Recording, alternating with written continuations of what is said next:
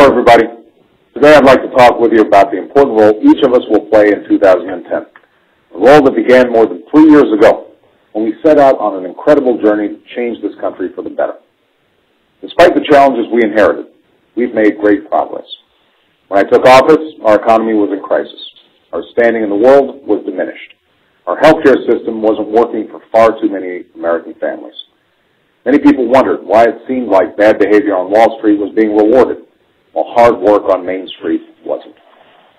Because of you, we are making the change that our nation so desperately needs. We passed historic health reform legislation. We put our nation back on the path to prosperity with the Recovery Act. And we are moving America forward one step at a time. But despite everything we've done, our work isn't finished.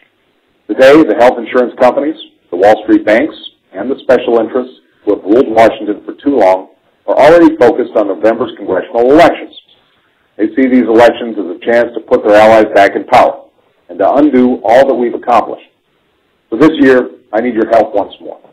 A few months ago, we asked you to help us set our priorities for 2010 and tell us how you thought we could win elections at all levels of government.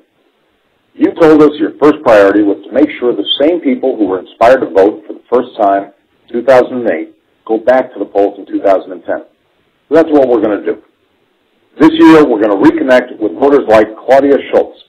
At 29 years old, Claudia had never been involved in the political process because she didn't think one person could make a difference.